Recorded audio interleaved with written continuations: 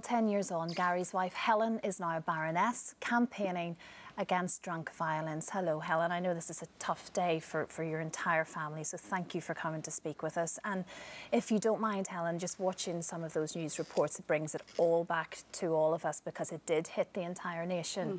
But what are your memories of that fateful night? Quite blurred, to be perfectly honest, but I can still remember going out the front door, still remember my daughter being in absolute panic mode, and as mum you think, oh, she's being dramatic, and when Amy collapsed at the bottom of the stairs I knew this was quite serious, but I didn't realise how serious until I went out on the road and saw Garry on the ground. And I don't know what they're going through inside, but as a mum you want to wrap them up in cotton wool, and to this day they still suffer from the pain of not having their dad around. Yeah, and they suffer from panic attacks and all sorts, do they? They suffer terrible panic attacks, anxiety attacks. We have a code which we say we're fine, which means we're not. And actually Amy rang me last night just to see if I'd be okay, bless her. And so yeah, as a mum it's really hard. It's hard for them, but they are my heroines, and that's what I do for them, because they need to be Amy, Danielle and Zoe as the people that we wanted to bring them up as. Yeah, no, of course. But off the back of this horrendous night, Helen, the nightmare continued, because the next few weeks and months were even more challenging, because the girls were then put through the whole court process. They were called as witnesses, cross-examined by, you know, very strong barristers, and you weren't, during that whole period, allowed to really have any interaction with them. And you talk about wrapping them in cotton wool still. Yes. You definitely wanted to do it then, and you couldn't. No, I couldn't. I couldn't even go and give them a hug. I left them at 9 o'clock. They were other side of the building, and I appreciate there's a justice system, but actually not to give the human side as something that's never left me, and has scarred the girls in a sense, because they've never been in a courtroom in their lives, and you're told what to do, how to act, sit on your hands, don't cry. It's not like Judge John Deed at all. It's very, very brutal, and you can't say a word. And it's like you've mentioned it before, as victims, you are sometimes made feel like the second-class citizens in all of this, when you're all going through absolute turmoil.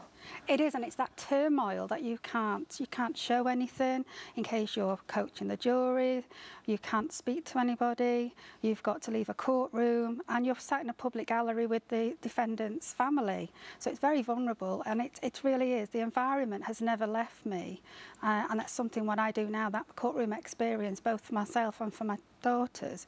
I want to ensure that people really understand the journey that victims go through.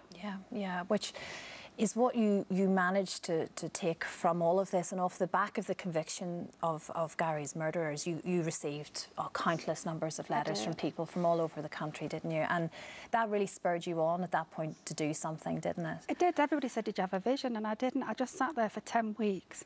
And when I was asked by Cheshire Police, who were my family liaison officer, were brilliant, to say something, I didn't realise actually there were cameras. I just sat there for 10 weeks and it was kind of speaking for Garry. And so I'm really grateful for the support, Warrington people.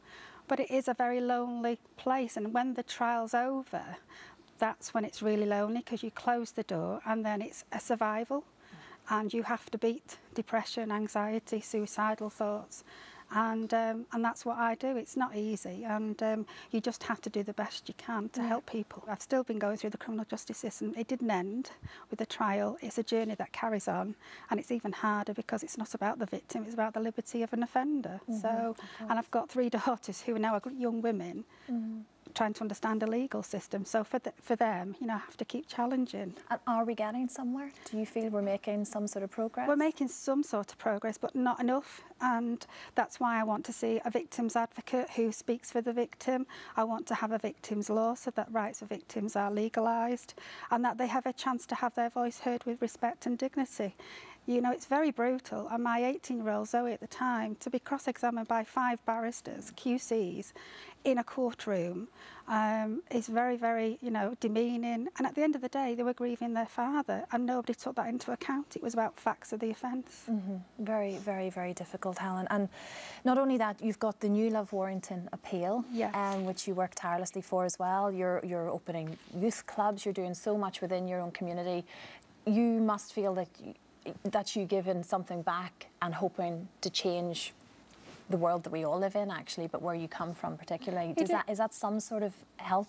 It does. I'm really proud of the people in Warrington who supported us. I started the New Love Warrington campaign, and then I became in the Lords. So now I've carried on with Warrington Youth Club, and we've just announced that we can have a Warrington Youth Zone, which is the same model as Bolton Lads and Girls. And to me, that's great because it's a safe environment. There's so many good people, and I've got great friends, Nicky, Hoppy and Mossy. You know, they're really the grown-up men who have really supported me right through. So it is about making children, having an area for safe. And, you know, not every child's bad, but if I can do something positive out of something horrendous, that's all I can do, and that's what I will keep doing. Yeah. Well, Helen, you are remarkable, and we send all of our love today to yourselves and indeed all of your family. We're thinking of you in this terrible anniversary, in fact, but thank you very much for talking with us. Thanks, Helen.